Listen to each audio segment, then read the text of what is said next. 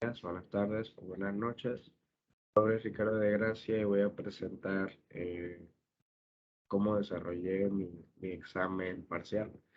Primero tengo aquí abierto el examen. El primer problema sería durante la carrera de despegue, cada uno de los tres motores de un avión de 300 megagramos produce un empuje de 240 kilonewton. Encuentre la longitud S de la pista requerida.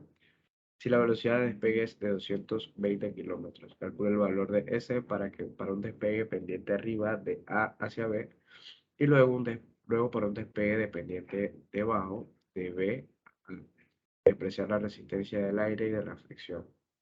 Este sería mi procedimiento.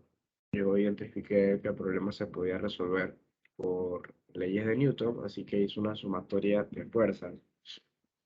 Aquí quiero aclarar, esto lo anoté como una tensión, pero no sería una tensión, sería una fuerza.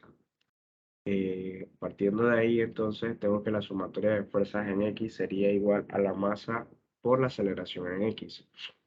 Entonces, las fuerzas que tengo actuando en X serían, como yo tengo el eje inclinado, los 5 grados, porque sentí que era más fácil de esa manera, tengo que mi fuerza tiene una componente en X del seno, es el seno que sería el seno del ángulo, ¿no? Entonces, la fuerza que tengo actuando sería la fuerza en X y el peso.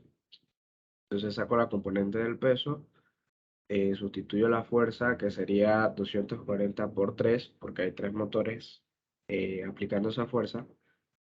eh, Hago los cálculos, que sería entonces la masa me quedaría con la aceleración y la aceleración es lo que tengo que buscar. Entonces, despejo la aceleración y obtengo un resultado de 2,31 metros sobre segundo cuadrado. ¿Qué hago yo con esa aceleración? Bueno, aplico fórmulas de movimiento rectilíneo uniforme, que sería esta que tengo aquí. Velocidad final al cuadrado es igual a velocidad inicial al cuadrado más 2 por aceleración por distancia. Entonces, el problema lo que me pide es distancia. ¿Qué voy a hacer? Yo voy a despejar distancia. Como supongo que el avión parte del reposo, tengo que mi velocidad inicial va a ser cero.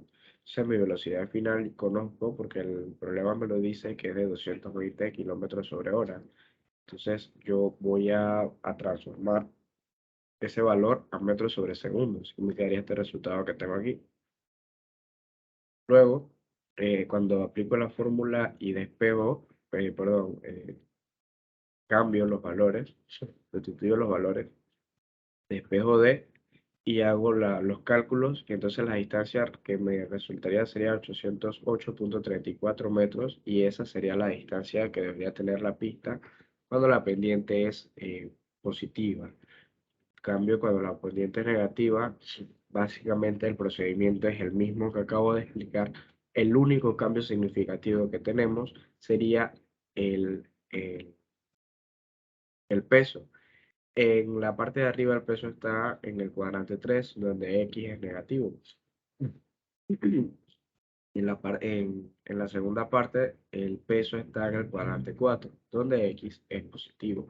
Entonces, eso me cambia este signo de aquí. Aquí el peso lo puse negativo.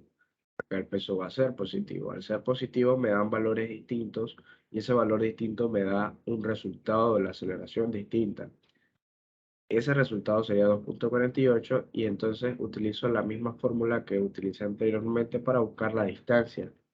Despejo y entonces el resultado que me da sería 752,93 metros y entonces esa sería la distancia cuando la pendiente es negativa. Paso de una vez al segundo problema, que sería en un apartadero de clasificación ferroviaria un vagón de mercancías de 68 megagramos que pasa por a 0,5 metros sobre segundo, penetra en B en un tramo de freno de vía que le ejerce una fuerza retardadora de 32 kilonewton en sentido opuesto al movimiento. Encuentra la distancia X a lo largo de la cual debe actuar el freno de vía para limitar a 3 metros sobre segundo la velocidad final en C del vagón. ¿Ok? Entonces, paso a mi procedimiento. yo empecé haciendo este dibujo, claro, apuntando los datos. Después hice este dibujo porque necesitaba sacar este ángulo. Necesitaba ese ángulo, lo saqué de esta manera, con el seno, porque eran los datos que tenía, el lado opuesto y la hipotenusa. Usé eso y luego con ese ángulo también saqué el peso directamente, que sería 6.000, el peso que tengo aquí. Entonces apliqué la fórmula de... ah, se me olvida el nombre de la fórmula, pero apliqué esta fórmula eh, en donde tengo que U es igual a T2 menos T1. Entonces, mg por h menos